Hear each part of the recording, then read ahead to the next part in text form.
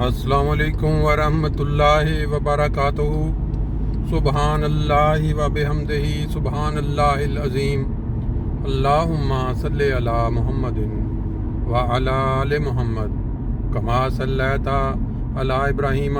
وعلی آل ابراہیم انک حمید مجید۔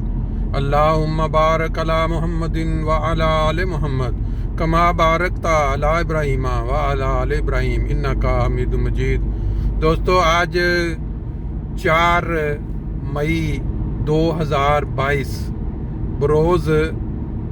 بدھوار ہے اور جرمنی میں شوال کا دوسرا روزہ۔ اللہ تعالیٰ کے فضل سے بہت سارے مسلمانوں نے دنیا بھر میں رمضان المبارک کی جو برکات یا افضال اللہ تعالیٰ نے جس کا اعلان کر رکھا ہے ان سے فائدہ اٹھایا، اور اس کے بعد جو شوال کے 6 روزے ہیں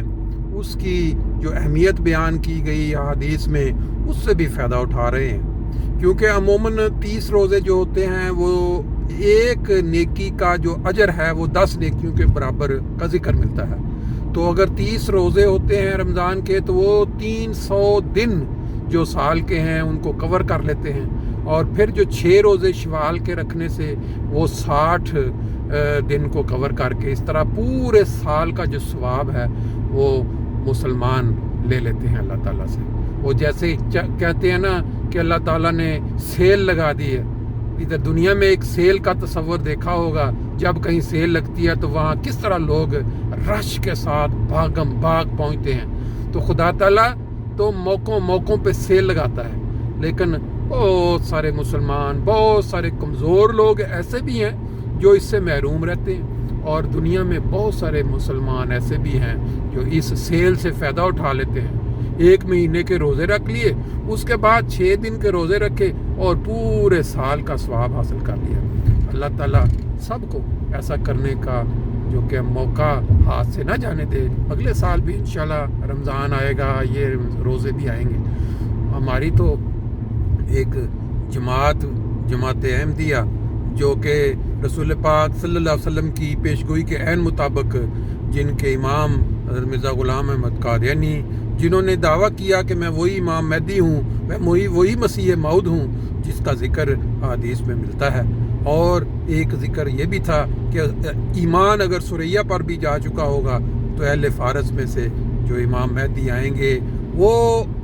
حدیث، اس کی جو الفاظ ہیں وہ ایگزیکٹلی تو مجھے یاد نہیں، لیکن پھر بھی اس کا مفہوم یہی بنتا ہے کہ وہ جو ایک بیٹھے ہوئے تھے وہاں صحابہ میں سے اہل فارس میں، فارسی غالباً کیا نام تھا، ان کے ہاتھ رکھا ان پہ رسول پاک صلی اللہ علیہ وسلم نے، اور فرمایا ان میں سے ایک امام آئیں گے، امام وقت یا امام مہدی، جو کہ جو سریا پہ آسمان جو ایمان سریا پہ بھی جا چکا ہوگا۔ یعنی یہ نہیں ہے کہ وہ ستاروں پہ چڑھ چکا ہوگا، اس کا مطلب یہ ہے کہ جو ایمان دنیا سے اٹھ چکا ہوگا۔ لوگ جو اس حالت میں آج کل آپ دیکھ رہے ہیں، جو پاکستان میں یا اسلامی کنٹریز میں جو حالت ہو چکی ہے، یا اب یہ والا نمونہ بن چکا ہوگا، تو پھر وہ امام مہدی آئیں گے۔ تو جماعت احمدیہ کا موقف یہی ہے کہ یہ وہی امام مہدی ہیں جنہوں نے آ کے پھر دوبارہ ایمان کو زندہ کیا۔ بہت سارے احمدی ہیں دنیا بھر میں، بہت سارے احمدی ہیں پاکستان میں جو ان تمام اسلامی تعلیمات پہ کما کو عمل کرنے کی کوشش کرتے ہیں، اور ان کو گائیڈ کرنے میں، ان کی رہنمائی کرنے میں